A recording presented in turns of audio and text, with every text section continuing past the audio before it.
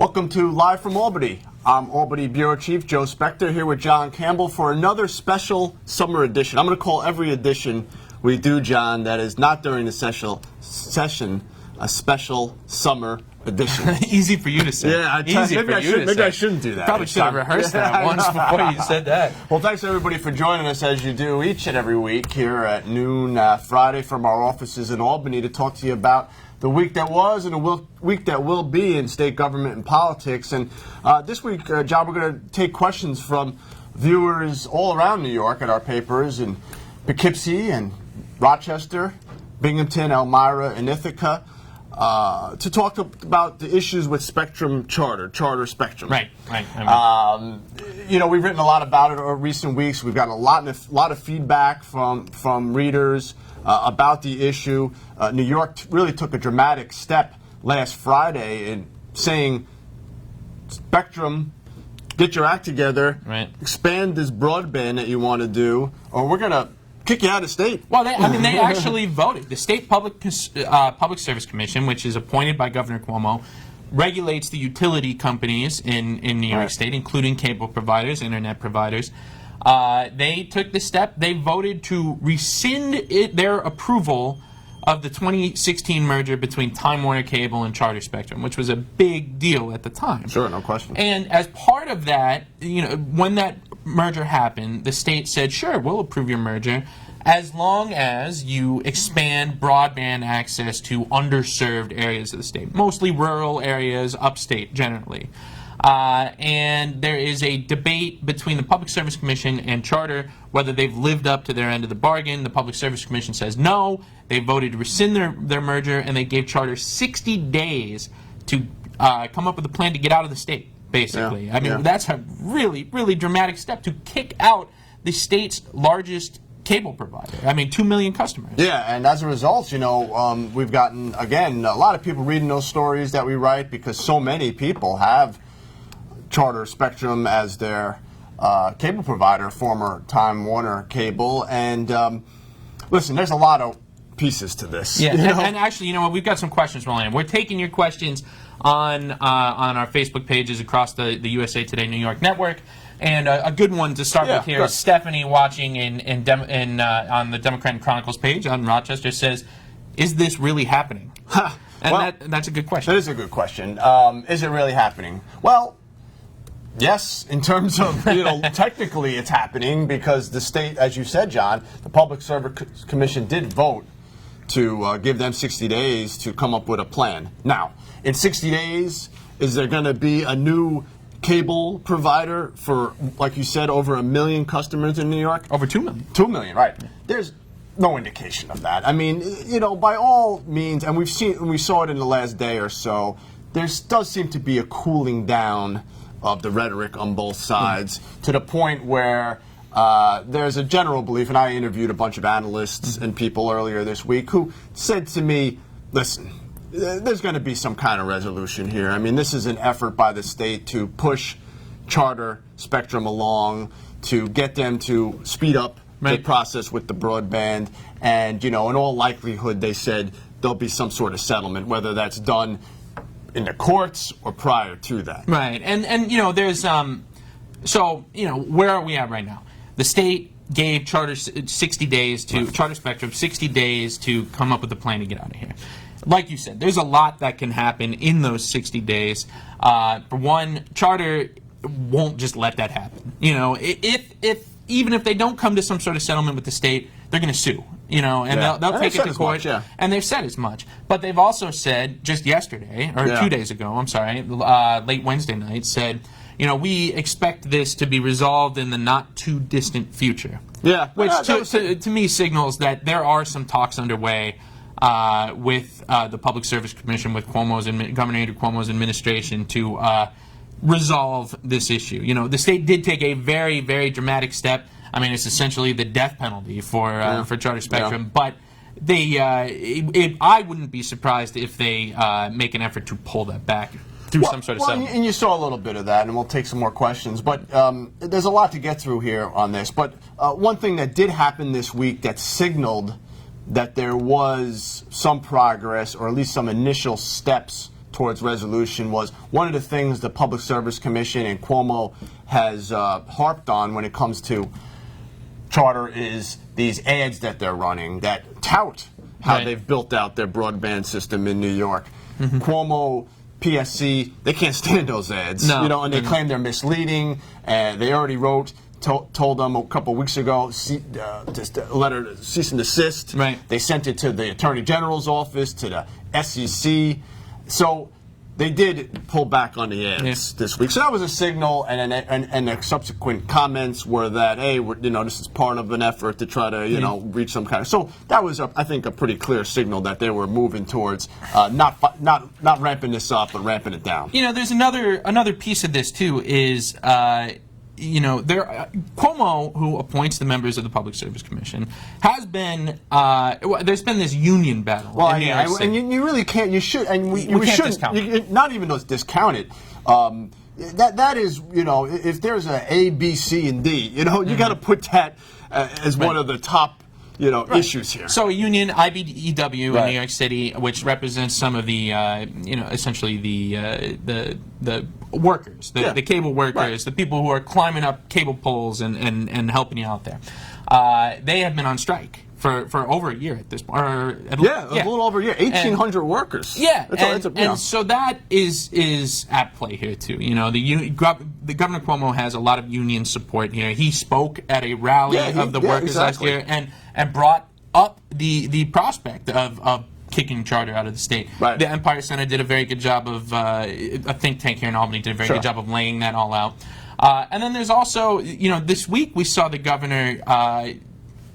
Attack New York One, which is owned by Charter Spectrum. It's the 24-hour news station in New York City. He was asked. The governor was asked about a scandal regarding contributions to his campaign from Crystal Run Healthcare. He was asked by a New York One reporter, and he turned that question on New York One and very aggressively went after New York One and the reporter and said that Charter Spectrum is committing a fraud on New York State, and that kind of blew up this week too. Yeah, so. and Cuomo took, and we'll take some more questions as you go through them. We've got some questions. But that led to some criticism from Governor Cuomo's political opponent, Cynthia Nixon. Mark Molinaro, the Republican candidate, Cynthia Nixon, obviously his Democratic gubernatorial primary foe. They were critical of the governor's stance towards New York One and relating it back to his fight with charter. Another thing to mention here too is that the meeting in which the Public Service Commission voted story on that, to rescind their approval of this merger, to kick Charter Spectrum out, was really hastily called. I mean, we're talking less than 24 hours notice to the public. It was about 18 and a half hours. And it was called for a date where Diane Berman, who is a member of the Public Service Commission and is a frequent dissenter on the commission and has frequently voted against things that Andrew Cuomo wants, that other public service commissioners want. She was out of town for that meeting, and the chair of the Public Service Commission, she says he knew that. Yeah. So there's some question about whether this meeting was scheduled so there wouldn't be any dissent. It was a 3-0 vote. Yeah. Maybe it would have been 3-1. Still would have passed, but they wanted to avoid any. At least it appears they wanted to avoid any dissension. Right. And she's kind of said as much to you. So another question, how this impacts Charter Spectrum customers. There's 2 million of them across the country. Karen, watching in Poughkeepsie, she says, "Who would replace Charter, and would they be any better?" Yeah, that's a good question. Who knows? But, I think what the governor's point has been, and other experts that we've spoken to, is that talking 2 million customers, that's a pretty lucrative franchise. Yeah. And were they to go, at least said, hey, listen, there'll be people knocking down the door to get that franchise in New York. Will they be any better? Yeah. I don't know. I mean, name your cable company and tell me if they're any better than what you have. Yeah, the cable company, any cable company, is a easy target in terms of customer service. In terms of I don't think anybody loves their cable company. I mean, that's just and it's it comes at a time when cable companies are dealing with real turmoil in their industry. So the last thing Charter really wants here is to have this sort of this hanging over them. They even had to address it in the first question in their call with analysts, Yes. Wall Street analysts Tuesday from the CEO Rutledge was Tom Rutledge. was hey, how about what's going on in New York? Yeah, and there were, another thing to say too. This does not mean by any circumstances that any New York customer is going to lose their cable and internet service in 60 days. Right.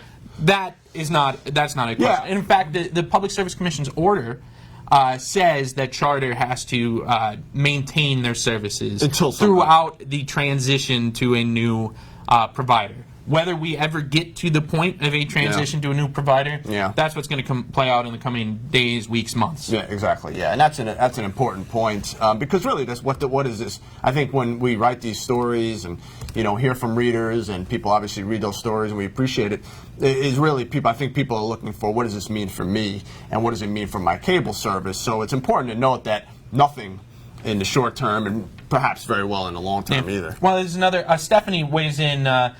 Watching on Rochester, she weighs in. She reminds us there's 11,000 employees at play here too. Charter Spectrum employs about 11,000 across the state, according to the company, and that is not an insignificant chunk of employees. No, and you heard some of that too. Really, is New York going to go and shut them down and risk all those jobs? Now, would a new provider come in and give all those people jobs? I mean, who knows? But I mean, yes, this is a big employer in New York with a lot at stake. It was interesting though. So the other piece of this that we should note, I think, is that New York has a pretty aggressive schedule to try to have broadband everywhere, really by the end of this year. Yeah, right? I mean, the people watching now are probably on some sort of broadband internet access, and the governor has made a goal of he's pledged to expand broadband access to the entire state, to whether you're watching in New York City or the most rural reach of upstate New York somewhere. Right. And that is at play here too. That if Charter doesn't live up to its agreement to expand broadband, then Andrew Cuomo can't live up to his pledge to expand broadband. And say it's done. And say it was done. Karen weighs in again, watching in Poughkeepsie. Thank you for your great questions, Karen. She says New York 1 and Channel 6, I assume that's Spectrum News, wherever she's watching, are excellent. Would we lose those? That is a service that's provided by Charter. I mean, if you don't have Charter, if you don't have Spectrum, you don't get those stations. I mean, that's something that they tout as sort of one of the benefits, a bonus, of getting it. And we think very highly of them. As a matter of fact, we're there up here, they're in the city. We deal with them all the time. It would depend on so if a new provider came in, if Optimum came in and took over Charter's franchise in New York, essentially, it would be up to them to decide what to do with these new stations, whether that makes business sense for them to have news stations as a subscriber benefit. But it's an interesting situation. I mean, the one other thing I was going to say is those stations used to be owned by Time Warner. Yeah. And when Charter merged with Time Warner, took over Time Warner's operations, they made the determination to keep those stations going. Yeah. It would be up to the next company. But that all assumes that we get to a point where there is a transition and there is no settlement or anything that's like what I was going to say. And you did the story the other day about that, and that's that's one of the interesting factors here at play is that you're dealing with a company that has a news division, and what Cuomo has been criticized for is talking about it and really kind of going after the New York One reporter about his fight with the corporation, blurring those lines, and that was what led to some of the criticism from his opponents. So much so that even Mark Molinaro went as far as today to allege that he thinks part of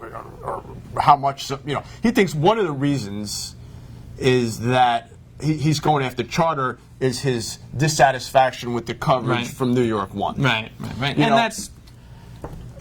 Who knows? Right. But it's the fact that this is several supposed times to be. Though Cuomo has said this stuff, and he has said it multiple times, and he has raised the possibility of kicking them out, which brings up the question of the Public Service Commission is supposed to be a quasi-independent body. Right.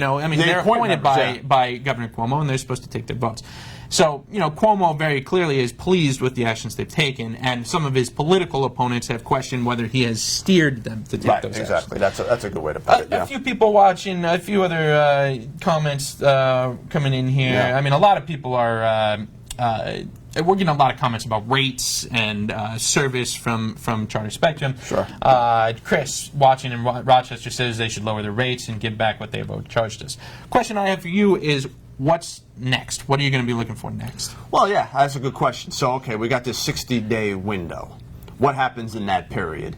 Is there some sort of preliminary agreement that Charter is going to expand its broadband or lay out a more aggressive plan to do that by year's end?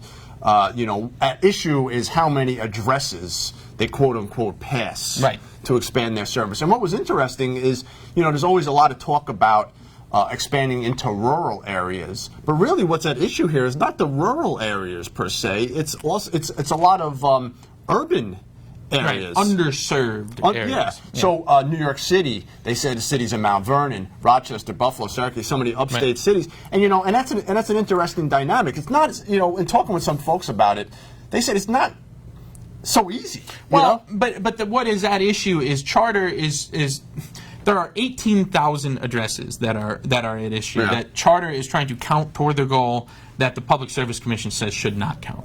And essentially they say, well, these are supposed to be underserved areas, less densely populated, and a lot of those 18,000 addresses are in New York City. And how do you say that's underserved or less densely populated? I see what you're saying. So that is essentially like the core disagreement between the company and that. But as you said, the people you spoke to, I mean, it is a costly.